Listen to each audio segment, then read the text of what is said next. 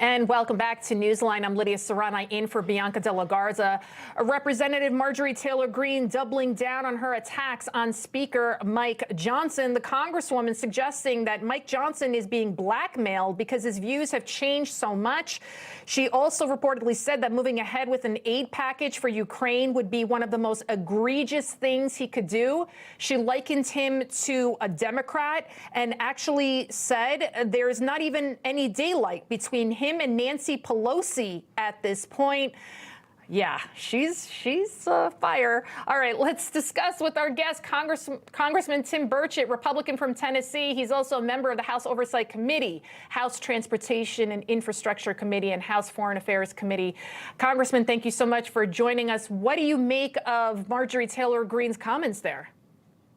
Well, Lydia, it is an election year. Marjorie is a chess player. She's not a checkers player. She's thinking long ball.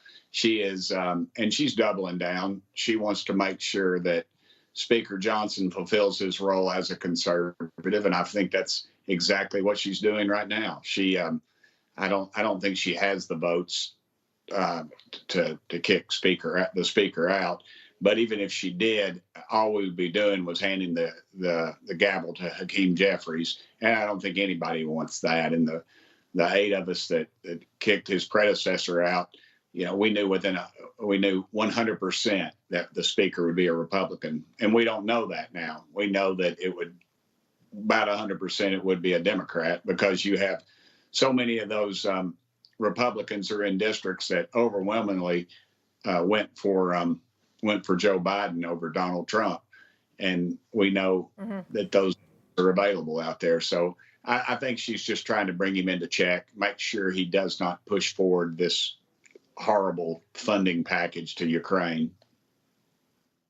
Absolutely. And is this productive, though, for the Republican Party? It seems that Democrats are mobilized. You know, they're mobilized. They want to just win that election, keep Biden in power. So does this infighting kind of distract the Republicans on what the true goal should be? Well, the Democrats have infighting, too. They just keep it within they lock the doors and don't talk about it. They have a much do a better job of the carrot and the stick. You know, they reward you with the carrot, or they beat you over the head with the stick.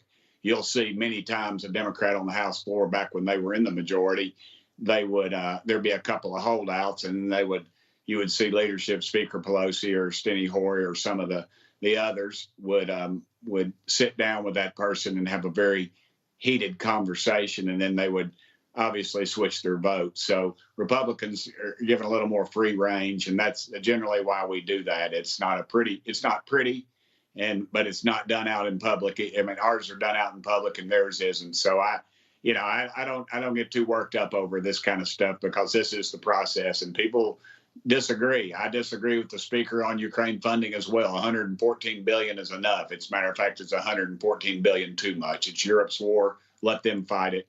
America doesn't need to be drawn into another Vietnam-type conflict overseas. Congressman, according to a Reuters report, Antony Blinken is saying that now Ukraine will eventually join NATO. Eventually. What do you make of that kind of talk? Well, Blinken, look at this cast of characters that the president has assembled. You know, they're quick to throw American lives away and American dollars away. I don't put much faith in anything they say. If they tell me the sun's coming up tomorrow, I'm not sure if I would believe it or not, because just the lies that they've told in the past. And again, this is just another attempt to draw us into another world war. And I just don't think America has the appetite for it. We sure as heck don't have the leadership for it. We certainly don't. Congressman Burchett, thank you so much for joining us, sir. Thank you, ma'am. And thank y'all for putting the truth out there. Y'all make sure to tell people they need to pray for our country and to vote. Absolutely. Whoever controls the media, controls the masses, controls the message. And that's why it is so important to get those facts out there, sir. Thank you so much for all that you do as well for our country.